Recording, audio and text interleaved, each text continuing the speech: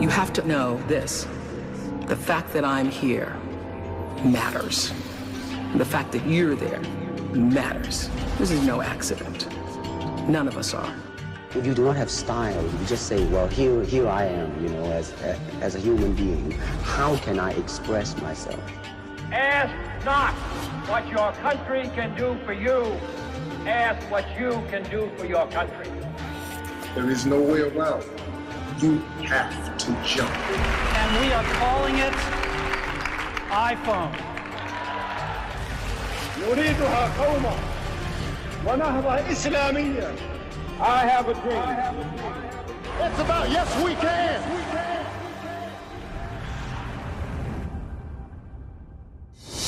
ما زلنا في كولومبيا، ولكنني استعدت لباسنا الوطني لأنني بحضرة الرئيس ومن أمام قصره، الرئيس سانتوس الذي حاز على جائزة نوبل للسلام لأنه أنهى حربا دامية اسمها الحرب الأهلية، والتي امتدت لرقم قياسي وهو ما يتجاوز 50 عام.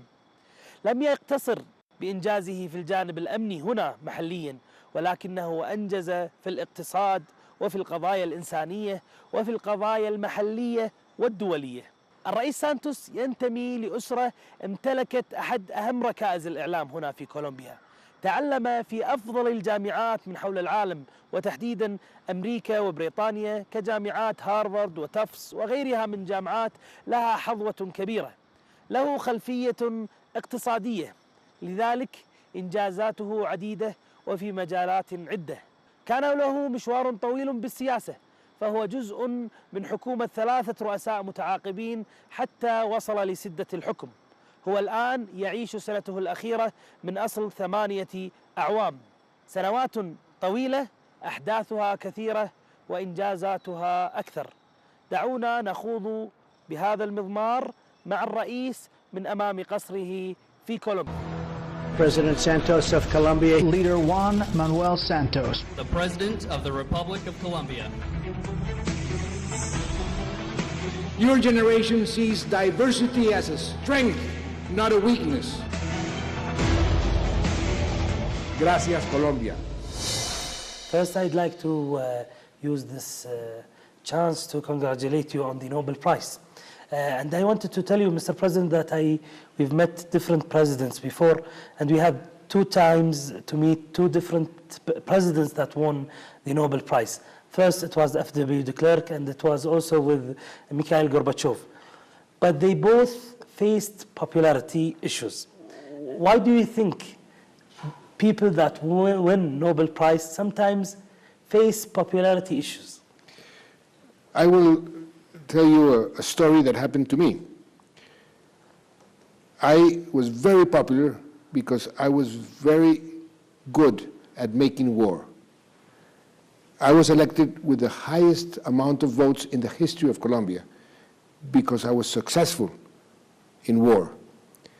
Making war is relatively easy, and the leadership you need is vertical and simple. Making peace is much more difficult, because making peace, you need to convince people to change their emotions, to change their prejudice, to change how they see the world and how they see their enemies. And that is much more difficult. And many times, when you try to make peace, you have to take very tough decisions. Decisions that, for example, the victims many times don't accept. You have to make concessions that many people think that the counterpart does not deserve. So that's why doing the correct thing, which is seeking peace, many times is not popular. But you have achievement even in other sectors. You did improvement when it comes to economy, when it comes to even relationship with the other countries. And before talking about all those achievements, I'd like to go back to your early days. You started your life in a special family that owned one of the biggest media tools here in Colombia. Some believe that it's even to own such a newspaper is more important than being a president. How is it to be raised in such a family? Well, yes, as you say, I was raised in a family which was very important in the journalistic and in the political world, because the newspaper was very influential. And so I was raised in the circles of power. And I remember the conversations of my father with his friends, the people who came to our house, was also always concerning very important decisions, the power, how power has been used, how to restrain power, how to make it better. And so that was part of my education, my family education. And that, for me, was a big asset, because then, again, I was not obsessed by achieving power, but you can use power in a better way, because you're not obsessed in maintaining it. You're obsessed, and that was my case, in using it for the good of the people, to take the decisions that are correct, not the ones that are popular. And I think this background helped me a lot. But I imagine, or I guess, that you had a dream to have more influence on your country. When was the first time you imagined yourself as a president? Was it in a young age? Well, when I was around 15 years old, I then joined the Navy. I was in the military academy, the Naval Academy. And there, the military discipline and the hierarchies, and I had to march in front of the president. And then I saw how we made special honors to the president, and he was there standing up, and I said, maybe one day I would like to be president. حظي الرئيس سانتوس بمشوار تعليمي استثنائي، حيث تخرج من جامعات عدة، وتحديدا من الولايات المتحدة الأمريكية، حيث تخرج من هارفارد وتافتس، وتعتبر هذه الجامعات من أعلى الجامعات على مستوى العالم. ولكن الملاحظة المشتركة ما بينه وما بين من سبقوه من رؤساء أنهم تخرجوا من ذات السلك التعليمي ومن الولايات المتحدة الأمريكية تحديدا. فهل لهذا أثر على إدارة البلاد؟ You've been in the top universities, not one, not two, maybe 3 or 4 more, especially in the United States of America, being part of Harvard and Tufts too. How did that add to you, add to your knowledge, add to your preparation to be the president? What the universities outside Colombia gave me was, most of all, a global perspective. To see the world in a better way, because when you are very much localized in your own country, you lose perspective of what is happening outside. And in a world like the one we're living today, that shrinks more and more, it's more globalized, it is very important, it is indispensable to be able to understand the world trends and what is happening outside, because everything will affect you, will affect your country, will affect the decisions you make. So that, I think, is the best contribution of the education I had outside my country to what I am doing as president. Mr. President, we noticed something when we digged more into your education. It wasn't only you. You and 3 previous presidents graduated from universities in the United States of America. Why is it this way? Well, in the case of Colombia, because the United States is our main partner in terms of trade, in terms of investment, and it's a country where Colombia because we are in the same continent, has always looked as an example. The American democracy was an example for our own people in forging our own democracy. And there has always been a relationship, a special relationship, but that was not since our independence. For many years, Europe was our reference. But when the United States emerged as a world power, that shifted. People used to go before more to Europe, to France, to to the United Kingdom to study the high classes, and then they started shifting towards the United States. Adding to your lifetime phases, after education, you chose to be part of the coffee world. We had the opportunity this year to interview one of the people that had a different influence on the world, the ex-president of Starbucks that managed to rule this empire for more than 21 years, Howard Bihar. And I told him that we'll be going to our next destination in Colombia and meeting you, Mr. President. So he told me about your relationship about coffee, and he told me also that their first advertisement for Starbucks was here in Colombia. What can you tell us about coffee? Coffee was the main product of export in Colombia for many, many years. And I decided to work in the National Federation of Coffee Growers, a bit in a sort of a rebellion against my family.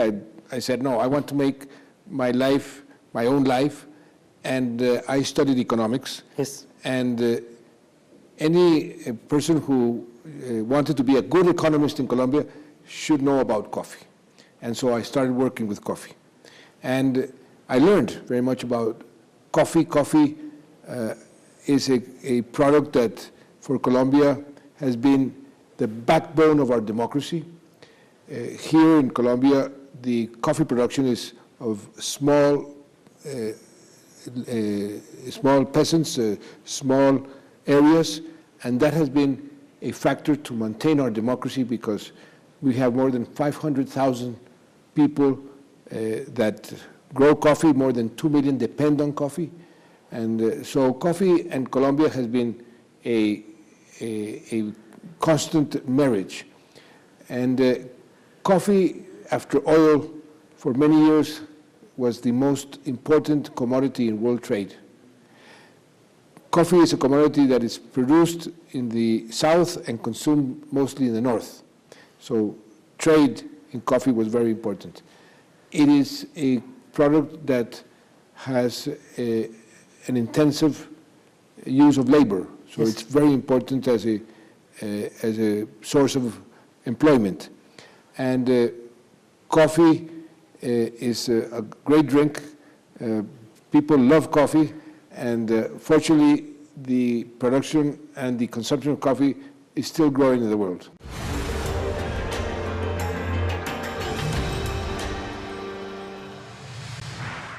كولومبيا الغنية في كل شيء، علمها يتكون من 3 ألوان، الأصفر وهو الذهب، والأحمر وهي الدماء، والأزرق وهو الماء. غنية ولكنها متضاربة بذات الوقت. تاريخ عظيم ابتدأ منذ عام 1500 وكان بعد غزو الأسبان، وانطلق حتى تجاوز حروبا أهلية عديدة ملؤها فكر وطمع ومخدرات، ولكنهم هم ينظرون للمستقبل بكل أمل. Let me go back to the timeline if you don't mind. When you became the first time part of the government as a minister in 1991, it was a really tough period of time in Colombia, especially being the trade minister.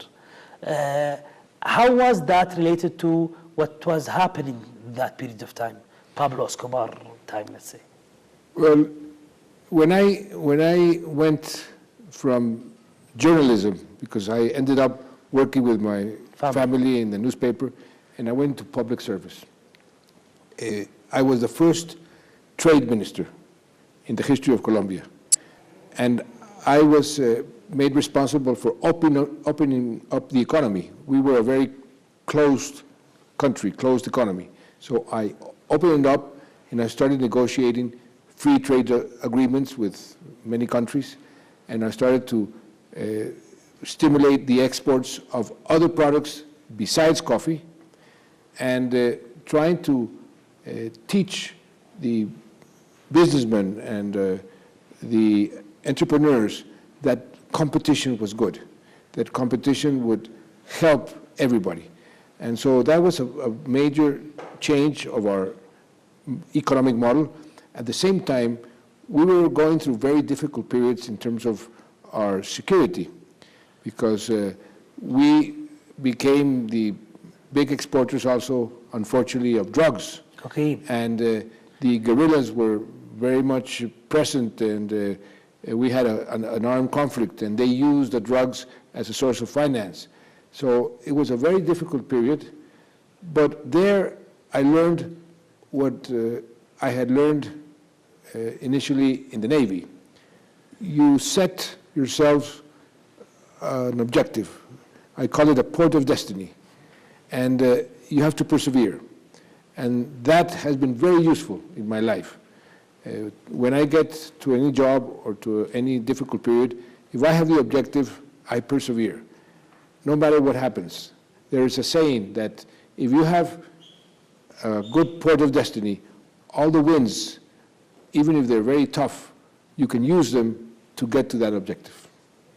But it's clear how patient you are. Anyone seeing this interview, see how you take things more focused. So you study in many universities. You become minister not once, not twice, 3 times with 3 different presidents, till you became voted as a president. How did that life help you? Working not with the people, not being elected, but being part of 3 different governments. Well, you say I'm very patient. I also meditate. I meditate, and this helps me to maintain your focus. And being a minister of 3 different governments gives you the experience to understand the decision-making process in a government, and how to be able to create the conditions for that decision-making process to be effective. Many times you can have all the theories and you can study the books, but the real-life experience will give you that extra asset that you need to be effective. For example, when I was elected president, yes, one of the most important things is to have a majority in Congress. Yes. And I didn't have that majority in Congress. My party had about 30%, and what did I do? I copied what a former president of the United States, Abraham Lincoln, had done when he was elected president, to ask your rivals in the elections to become part of the government. And they would bring with them their senators and their representatives, the Congress. So that's how I achieved a big, huge majority in Congress for the last 8 years, and that allowed me to be effective in our decision-making process, because I had the majorities in Congress to approve my decisions and my laws. You mentioned strategy many times. Now, maybe we had a conversation for 15 minutes. It seems clear how you are a strategy man. And even when I met some of your staff members, they told me that you loved chess, but you loved even poker. So it's not always about chess. It's about decisions and to go and to do the extra mile that you were talking about. Being a president, you had a huge mission, as you said, bringing peace to your country, economical challenges. Let's start with the violence, or let's talk about the hugest achievement that you took Nobel Prize because of that. Transforming from using violence to the other choice, the peace, which you said that it might be not that popular. But why did you feel that it's the right time? Well, again, strategy. If you want to reach an objective, you need to see how you can reach it. What steps do you need to take? And many times you need to be effective in war in order to achieve peace. And when I was Minister of Defense, yes, I had that mission to be effective in order to bring our enemies to the negotiating table. So for me, I knew beforehand that sooner or later, I had to sit down and negotiate with them. But I had to do it from a strong position. And so I had to be effective in war. So it was not a difficult transition going from war to peace. It was a natural transition. Many people did not understand that because they thought that I was going to continue being very successful at war. But that would have taken 20, 30 years more and many, many thousands or millions of lives. And that was not in my plan. And that's why people sometimes say, oh, he is a traitor. He should have maintained his war machine. And I try to explain them, no, the war machine was a circumstance that had to be applied in order to be able to achieve the main objective, which was peace. I don't know, maybe you were talking about ex-president or maybe. I read an article about him, or from him, a message to the president of Philippines, telling him that he used the wrong tool, which is violence, and asked him not to repeat his mistakes. This is why it's not understandable from my side. If they believe that it was the wrong tool to be used, why some people believe that you are a traitor for the old method? Because wars and armed conflicts polarize a society. And 50 years of war, because we were 54 years, that creates many wounds and develops a lot of hatred. And so you see a society divided and one side trying to simply finish the other one. What was difficult, what has been difficult, is to convince both sides that you have to learn to live together. And that's why I say that making peace is more difficult than making war. And we still are trying to do that. The Pope came here last year to tell us, after 50 years of war, you need to learn how to reconcile, how to accept each other. And this is a long-term project. You don't learn how to reconcile from one day to another. And that's what we need to do every single day. Mr. President, who knows Colombia knows that there are plenty of parties that has their hand in decision. You have people that their source of power comes from violence, from their bombings, or from votes, from different sources of power. It was tough to bring peace and to bring all those parties together. And also you faced even a loss, your first loss in a popular vote for bringing peace. After 4 days from that day, you received the call of the Nobel Prize. What did that mean to you? Well, it was, I say, like a gift from God, because it came at the perfect moment to help me continue, to persevere. And it meant that the international community, and fortunately the Colombian people also received that in the same way, that the international community was backing the president and the efforts for peace, and that it was a message to continue seeking that peace. So it was very important and very opportune. What makes you stand again after losing? As a person, as a president, what makes you feel that there is always another chance? Well, in life, you should learn, and this is something I always tell my kids, the students I talk to. You will always, at a certain moment in life, you fall down. You have to learn how to stand up and continue. Everybody falls down at some moment in their lives. And the important thing is to stand up and continue. When I lost the referendum by a very small margin, I also saw that difficulty as an opportunity.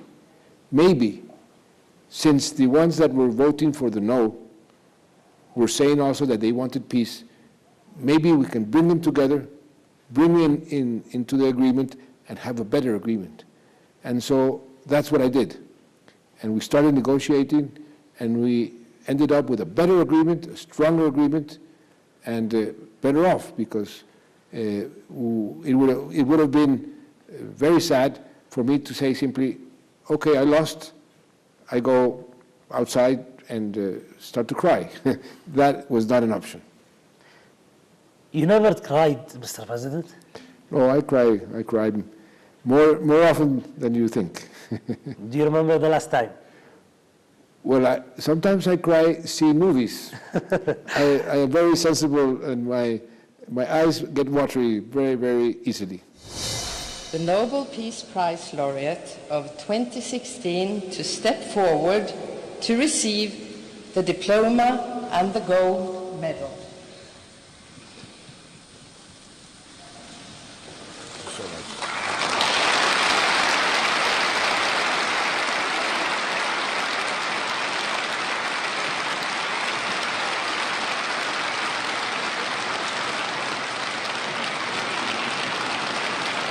So the President has received.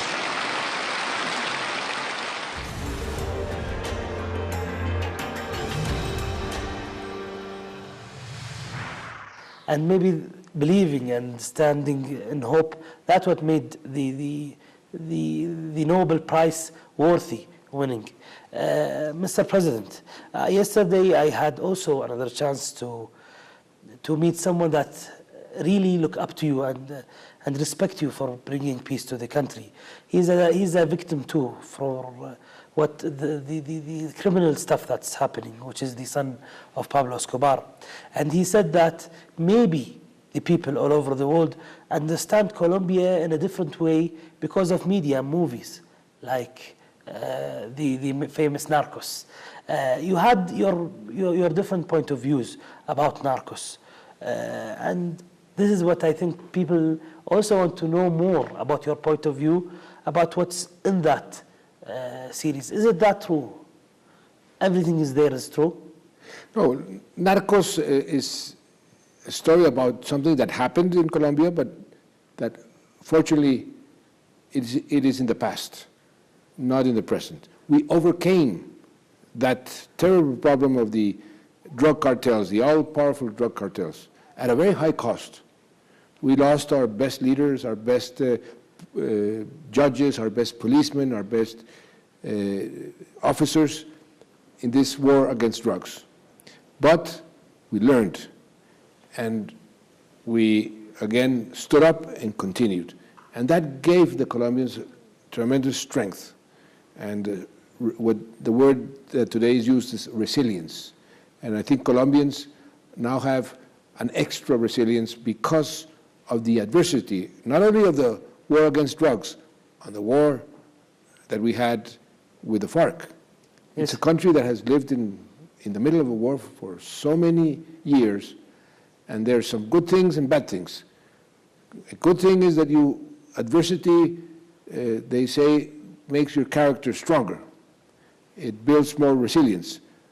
The bad thing, what I discovered, was that we were losing our compassion, which is the ability of any human being to feel the pain of others.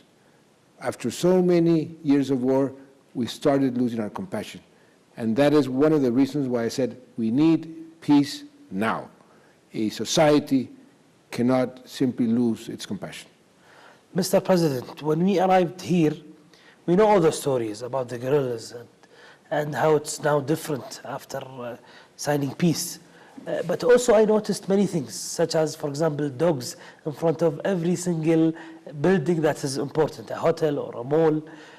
Also that I understood that there is a way of saying that we're there. Those guerrillas always go into bombing as a way of trying to be part of the table. When would that policy end? Yesterday we heard that there was also trying someone to explode himself. So when do you think that this method will end? No more blowings. Well, we still have a small group. We made peace with the most important group, a very the oldest and stronger guerrilla group in the whole of the American continent. That's the group we made peace with. There's a very small group which is still important because the capacity to commit terrorist acts is always there. You can have 5 people or 10 or 100, and they want to be a terrorist. They have the capacity to do that because terrorism is easy to do, and that's why you also need to combat terrorism with all the strength you have. This small group is starting to negotiate, like the big group, and is starting to try to say to the Colombians, we are here, we are present, we exist, take us into account. We will take them into account, and if they are really willing to make peace, we will make peace with them.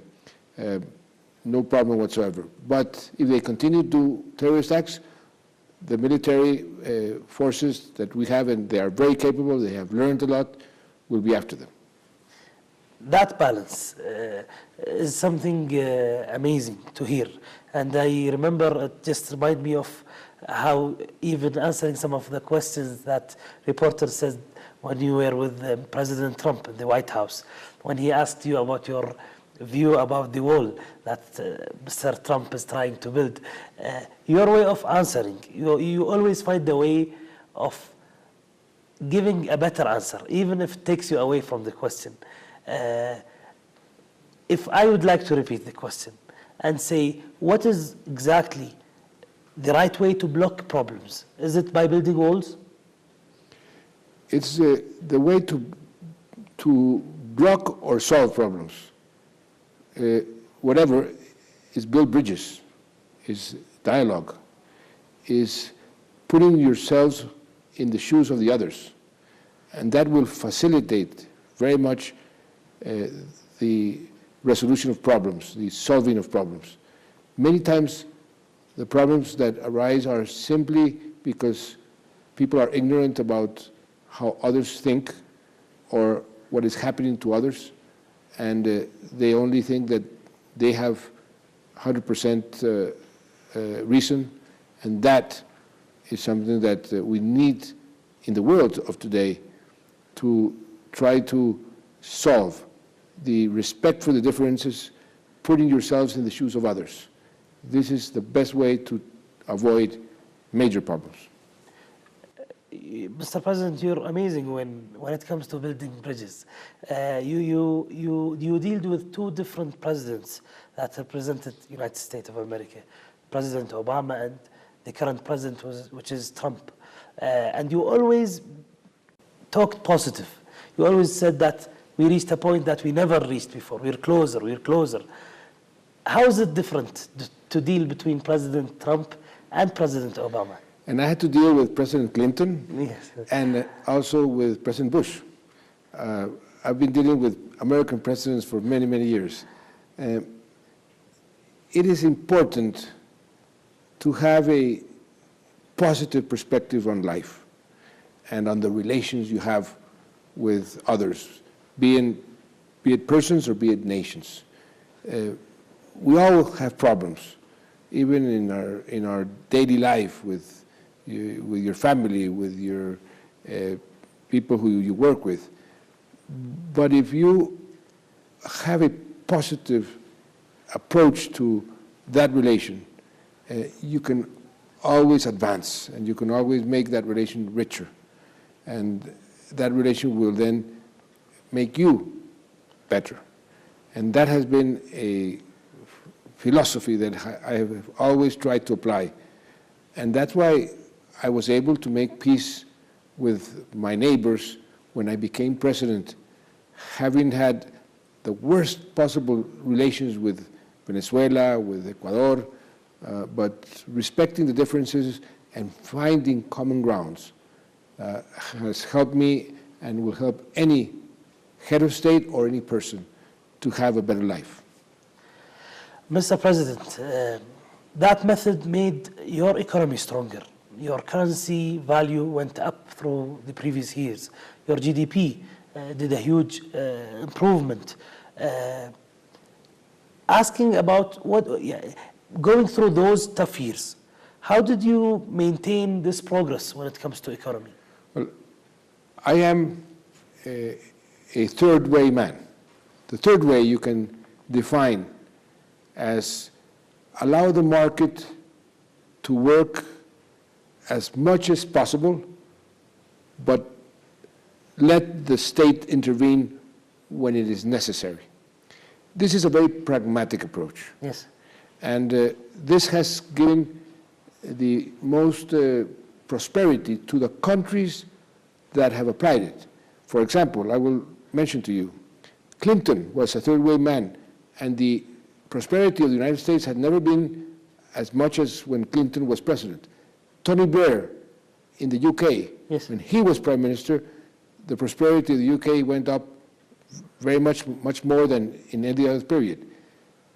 President Fernando Henrique Cardoso of Brazil, Felipe González in Spain, and that has been a successful way of approaching that balance between the markets and the state. And in Colombia, it has always been successful. It's been successful in my government. But you mentioned some names, but you had your own method of tax. You've raised tax on multinational companies up to 69 from each $100 they do profit, they give $70 to the government, and that reflect on some of them left the country, like PayPal, for example. No, this history or this theory that we had taxes of 80% is no longer true. We did have it, but we've been bringing them down. We have brought taxes down to less than 50%. And that has made that our foreign investment has doubled in the last 6-7 years. And that has made that the rate of investment in Colombia is the highest of all of Latin America. And as you know, if you have high investment, you will then have higher growth. So we cherish very much investors and foreign investors. Every time a foreign investor comes here to Colombia and visits me, I say, feel at home. You are my partner. We want you to feel like you are in your own country, and what is it that you need for you to be successful? Because if you're successful, we will be successful. And that approach has been quite effective. As I say, investment in Colombia is today 27.5% of our GDP. That is the highest of any country in Latin America.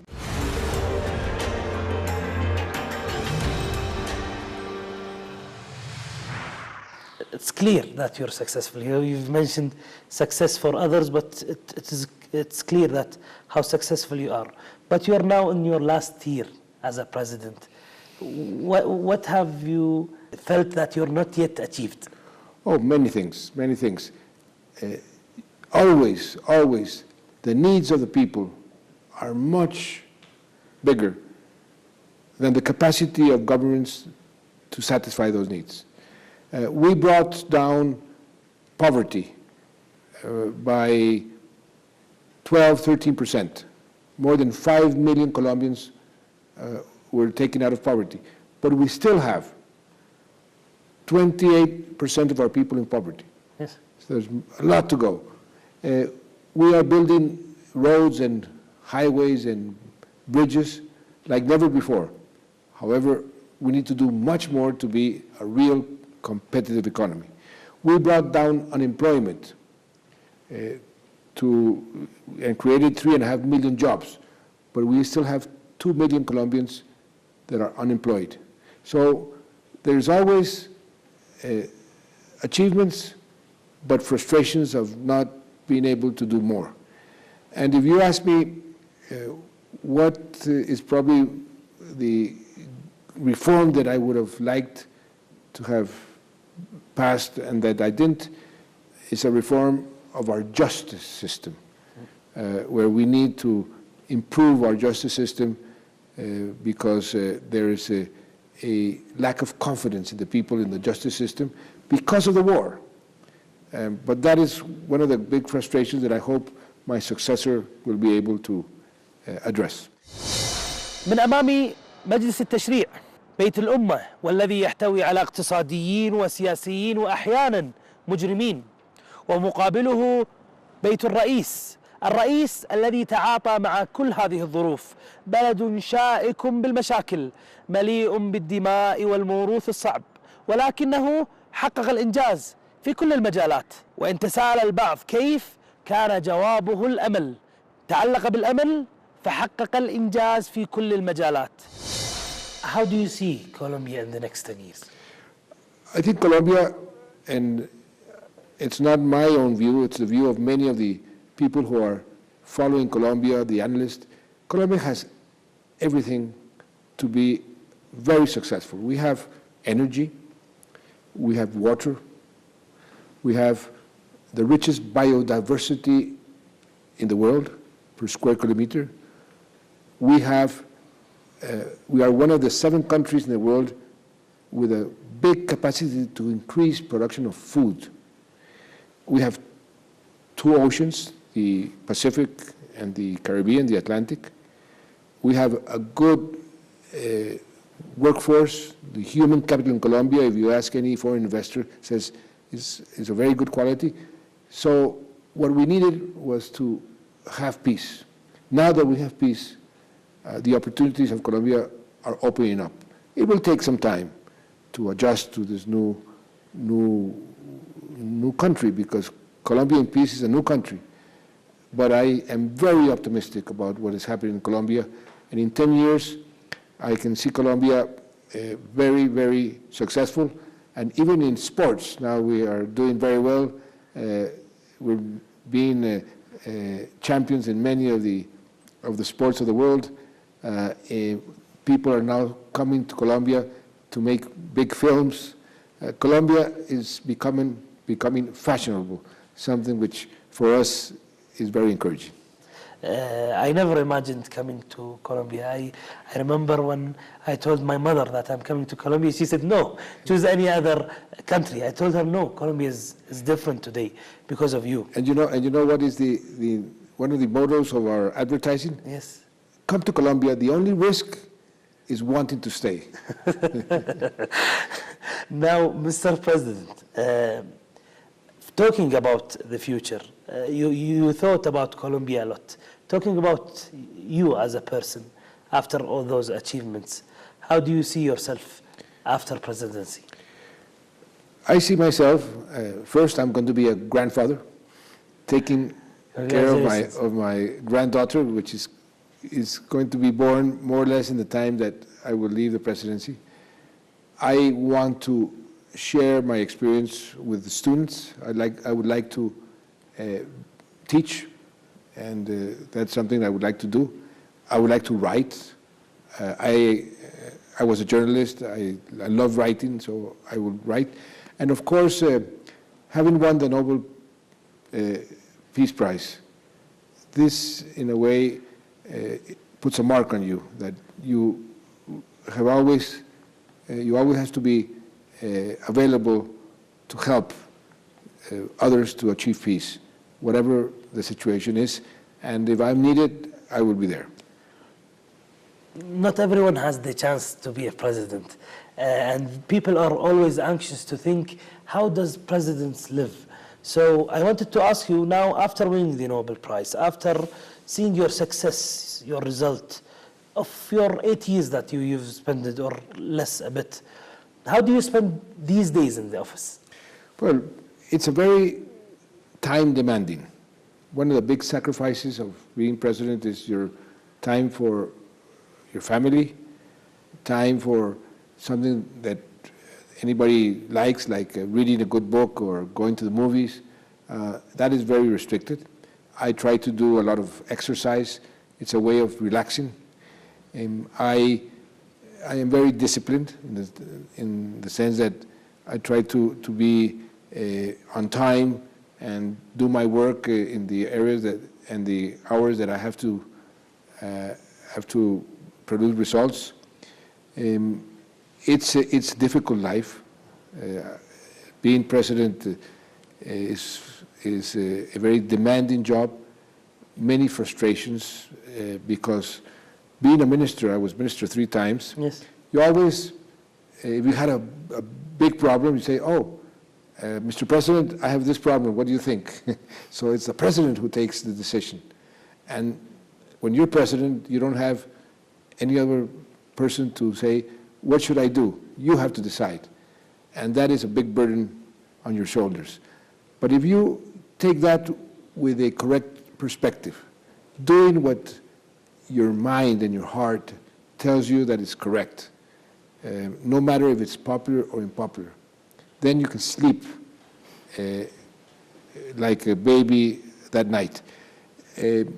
Some days ago, I was in Austria, very young prime minister, 31 years of age, very young. And he said, you've been in office for 8 years, you've been a very successful statesman. What advice can you give me? This is the prime minister of Austria. And I said, my God, I am in no position to give you advice, but if you insist, there is one thing that I always do that allows me to sleep at night. Always do what you think is correct. And this is something that for me has been very important. I didn't want to stop you because I got an answer for a better question that I didn't ask. I asked about those last days that you're spending now in your office. How are they different? No, they're different in the way that I want to close with a good result. And so I'm pushing my ministers, now finish this, finish that, improve this statistic. I want to leave the House as ordered and in the best way possible to give it to my successor. Do you feel that you'll lose power very soon, or you'll be more powerful when you're away from this office? It depends on how you define power. If it's the capacity to sign the decrees, well, of course, when I'm not president, I cannot sign decrees. But if it's having a say in the big decisions and giving the advice when it's wanted and when it's asked for, you will have a lot of power. But it's that type of power that you don't seek. It's that type of power that it's given to you according to the circumstances. My decision, and that is a decision I have very well thought and determined, is that I will not seek to maintain power for the power's sake. There are many presidents and heads of government or state that becomes widows of power. This will not happen to me. I know exactly that when I end, I'm not going to be a widow of power, and I'm not going to suffer because I don't have that real power that you have when you are at the presidency. I will have the peace of mind and the disposition to help when I am wanted and I am asked for. Mr. President, thank you very much for the time that you gave us. And this is a gift that represents the message of the program. This is for you, Mr. President. It represents exactly what we do. We share stories, and we thank people that gave us the chance to share their stories. Well, thank you so much. Thank you very much. As you know, I was in the Navy. Yes. So this is for me a special gift. Thank you very much. Thank you, Mr. President. Thank you again. Thank you. رغم أنه مرهف القلب وكثير البكاء كما يقول، إلا أنه من استخدم القوة تجاه العصابات أثناء توليه لمنصب وزارة الدفاع، وهذا ما مكنه للوصول بأرقام قياسية لسدة الحكم هنا في كولومبيا.